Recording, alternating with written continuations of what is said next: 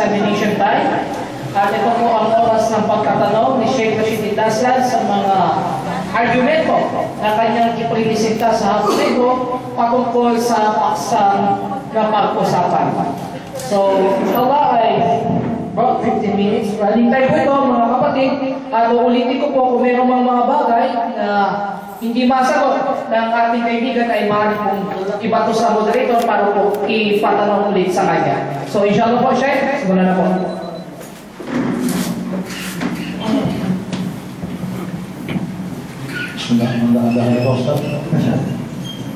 Okay, paglilinaw lang. Ano ang meaning talaga ng istawa para sa inyo? Ano ang meaning ng istawa? Ito ba talaga istawa? Ano ang kaulugan ng istawa? Yung literal meaning po ng istiwa ay siya'y nangibabaw. Hindi po tumira, wala sa istiqrar. Yan po ang ibig sabihin nun. So, tanggap po ninyo yung salitang nangibabaw. Ano po? Nangibabaw si Allah. Tanggap po ninyo yun. Okay. Yung ayat na yun ay tanggap po namin, pero hindi po yung literal na pagkakasabi. Katulad sa manhaj ng Ahlus-Sunnah wal Jamaah, yung murad ng hadith na yun, ayat na yun, yun ang aming tinatanggap. Katulad ng sinabi ni Ali karamallahu wajhahu, sabi ni Ali, Ali karamallahu wajhahu wa radiyallahu anhu, sabi niya, Inna Allah Ta'ala halakal arsya ilharan li qudratihi. Katotohanan, nilikha ng Allah ang arsh, ito'y upang ipakilala ang kanyang kadakilaan, kanyang kapangyarihan. Hindi ito isang lugar na kung saan doon titira ang Allah. Ano pong tafsir yung binasa na? Patungkol sa... Okay. Itong ano na to, ay binasa ko po sa Al-Wasiyah na kitab ni Imam Abu Hanifa. Ikaw ay mabiyas sa kitab ni Imam Abu Hanifa. Okay, sabi dito ni Imam Abu Hanifa, al-istiwa min ghayri an takuna lahu hajatun wa istiqrar. Hindi pala istiqrar. So hindi po literal. Para po maging malinaw sa amin, ito informative lang. Tinatanggap niyo ba yung tafsir sa Kadir? Okay. Tinatanggap po namin, pero hindi po naniniwala po ba kayo lahat ng tao nagkakamali? Okay. Kung ano ang ijma doon, yun ang aming tinatanggap. Yung ano ng mga ulama. So hindi po nyo tinatanggap. Kasi tinatanggap po namin yun. Maraming salamat. Ngayon, babasa po ako. Ang sabi niya Allah subhanahu wa ta'ala sa surah chapter 67, kanina binasa ko po. Ano po ang pagkakaunawa dito? Amintun man bis sama. Do you feel secure that He who is over the heavens? Ito po kasi translation dito sa ilalim ka, over the heavens. Ayaw masyadong pumunta sa semantics. Pero ito, pinaliwanag nila. Ito, translation po ni ilalim ka. Ang translation po nila, over the heavens. Pagkagayon pa man, whatever kung ano po ang sinasabi nyo sa salitang pisang. Ano po ang sinasabi dito? Ang sabi dito, do you feel secure that He who is over the heavens? Sabi ko dito sa isang Tagalog, na hindi pa kayo na natatakot na siya na nasa ibabaw ng kalangitan. Yung po kasi yung literal translation dito po. O kaya kahit nasabihin na sa langit, ano po ang ibig sabihin? Bakit po sinabi niya na siya ay nasa pisanga? Gayon, wala naman pala katulad ng paliwanag niyo. Ito ba tinatanggap ninyo o hindi? Okay. Itong ayat na ito, tinatanggap po namin ito doon sa tunay na kahulugan ng ayat na ito. Babasahin ko po Aamintum man fis sama. Okay. Ano po ba ibig sabihin ng fis sama sa loob ng langit? So kanina, pinapatunayan mo na nasa Allah, nasa taas. So alin po ba talaga ang tunay ng stand? Nasa loob ba ng langit ang Allah? Sa loob ba ng langit o nasa taas ng arsh? Pakilinaw lang po yung tunay na stand. Hindi ko po sinasabing nasa loob ng langit. Actually, wala naman nag-translate na nasa loob ng langit. Translation mo lang yun eh. Oo, ikaw lang nag-translate mo. Hindi ko alam, ba't sa makinuha yung salitang loob? Okay, ito na ano. Ipagpalagay na natin yung salitang pisanga ay nasa langit. Nasaan si Allah? Ayon sa ayat ng Surah Al-Mulk, chapter 67, verse 16. Tandaan mo hindi tayo nagbibigay ng ibang interpretation. We read the ayah as it is. Ang sabi, do you feel secure that He, Allah, who is, pagbigyan natin siya, pasamantala, in the heaven, nasaan po siya? Ayon sa ayat. Okay, ang ayat na ito ay hindi po inuugnay dito ng Allah subhanahu wa ta'ala na siya ay nasa langit. Hindi po dito itinutukoy. Hindi po tinutukoy. Eh bakit sinabi niya? Tisa nga. Wala naman pala doon. Bakit niya sinabi? Tisa nga. Sana sinabi niya Allah, do you feel secure that He, Allah, is not in the heaven? Because He exists without a place. Bakit po hindi sinabi niya? Ayan, naging rasindasan na.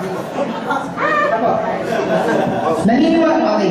Itong ayat na ito, ang tinutukoy dito ng Allah subhanahu wa ta'ala, yung mga malaika na nasa langit. Okay. Bakit po? Sabi din ng Allah subhanahu wa ta'ala sa Quran, anong sabi ng Allah subhanahu wa ta'ala? فَإِذَا نُفِخَ فِي الصُّورِ فَصَعِقَ مَنْ فِي السَّمَاءِ وَالْأَرْضِ. Pag inihip na ang trumpeta, lahat ng nasa langit mamamatay. Maniniwala po rin ba kayo na mamamatay din ng Allah kasi nasa langit siya? Sandali lang po, no? So, ikakargo na yung time. Pakisagot ka, Ustad, yung tanong sa inyo, Ustad Rashid Idasan, regarding sa ayat na kanyang tanong na Fis Sama. Kumbaga, direct to the point. So, go. Okay. Wala dito ang pangalan ng Allah subhanahu wa ta'ala. At ang tinutukoy dito ng Allah subhanahu wa ta'ala ay yung mga malaika. Malaika, sabi ko kasi dito, paano malaika dito? Kasi pag sinabi ng malaika, marami yun eh. Sino pong malaika tinutukoy dito? Do you feel secure that He? Kasi dito, Allah nakalagay, may close parenthesis eh. Mali po ba ito? Do you feel secure that He who is over the heaven, of His Son, Allah? Paano yung masasabing malaika? Ano pong tafsir ng pinagbatayan ng malaika po ito? Okay.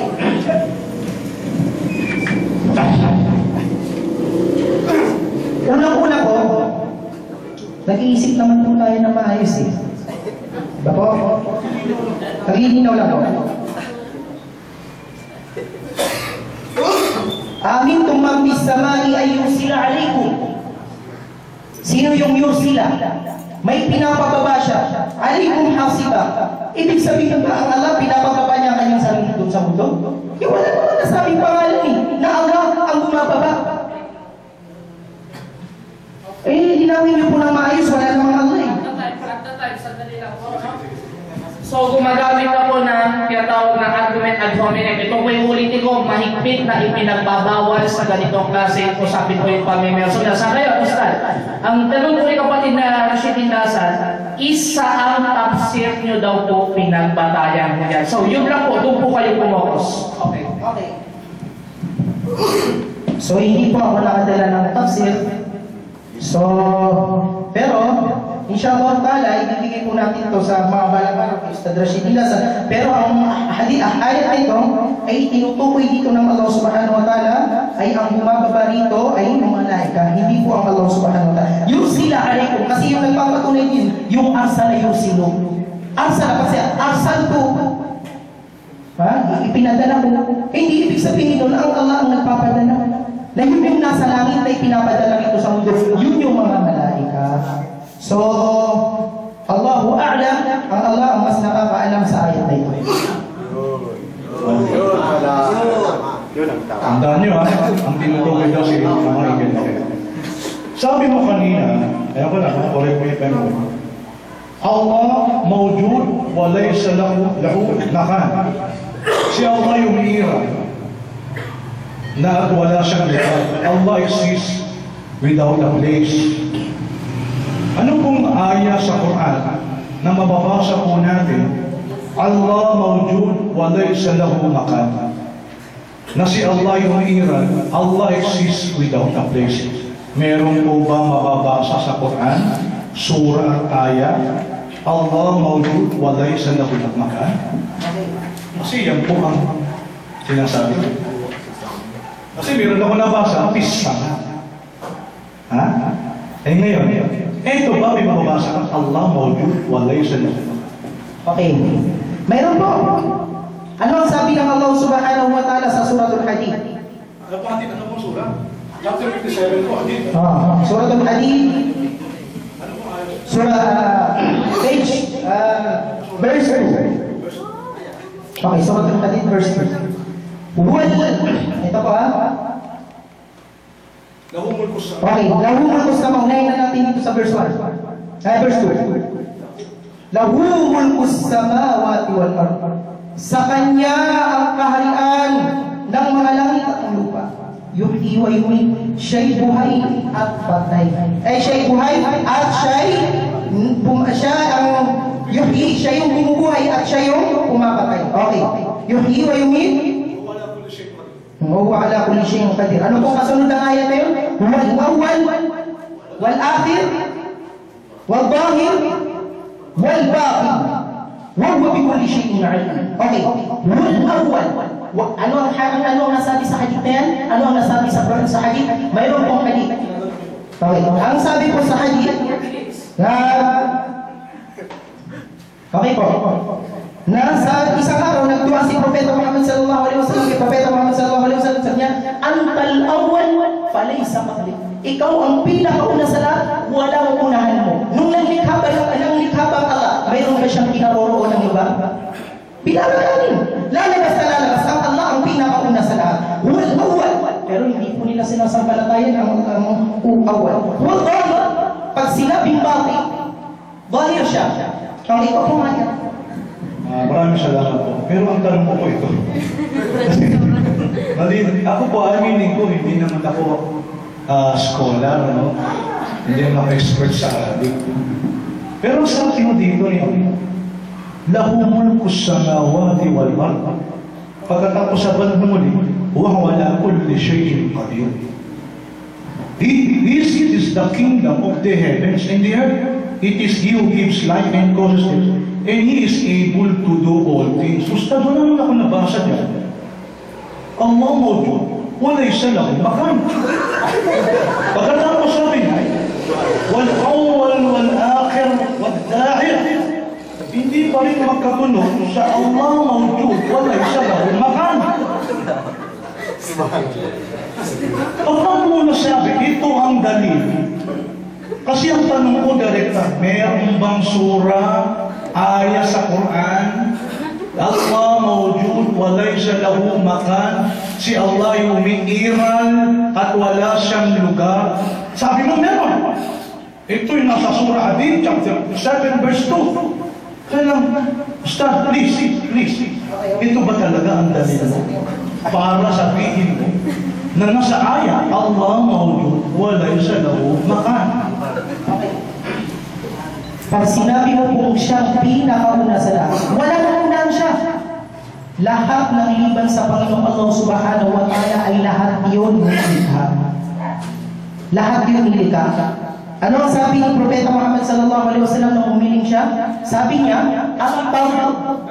Nasaan po din, laysa lahu makan? Sinabi po yun ni Imam Al-Bayhaqi ng Muhammad.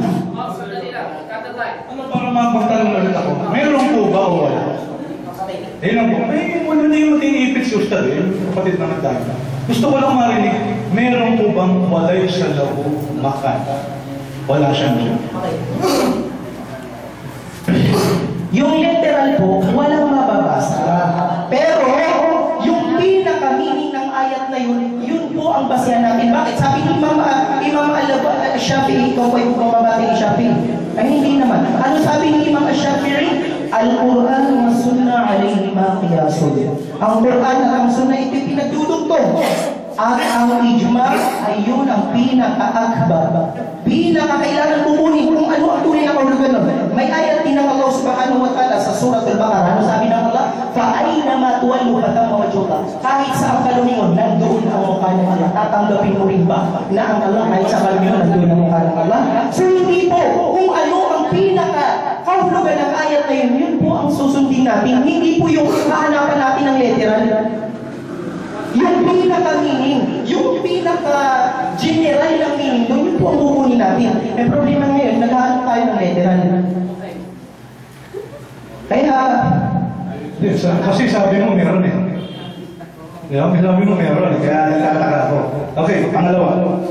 Ay, ibig na ito, pag hindi mo ito pag-ipit, Ustad, ito yung para maging malinaw lang. Ano po? Ngayon, meron ka ba mababasa sa Bukhari, Al-Muslim, Al-Tirmidhi, Al-Nasa'i, na Allah mawjud, wa laysa lahu makan. Para maging malinaw lang. Okay.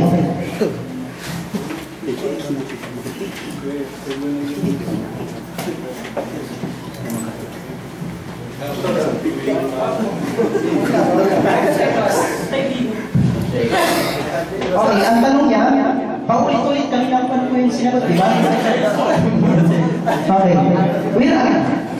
Kanina, sinagot ko na po kanina, ayaw niya lang po ng sagot ko, pero ipapaliwanag ko po ng maayos na maging malinaw po. Ayaw niya lang ng sagot ko eh. Wal-awwal siya ang pinakauna sa lahat. Pag sinabi mong una, wala na siyang unahan. Nilikha niya ang lahat ng bagay, siya'y nandyan at wala siyang lugar. Maniniwala po ba kayo? Wala na nilikha ang Allah subhanahu wa ta'ala ng bagay, ay siya'y may lugar. Okay, sabi po ni Abi Hurairah radhiyallahu anhu, isang araw nagdua si Propeta Muhammad sallallahu alaihi wasallam. Ano sabi niya? Allahumma anta adh-dhahir falaysa fawqa shay'un. Ikaw ang dhahir, walang nakalagay na shay sa baba mo, walang nakalagay na shay sa baba mo. Ibig sabihin, walang kasama ang Allah na shay. Kaya wala siyang lugar. Dahil ang makan ay shay. Okay. So,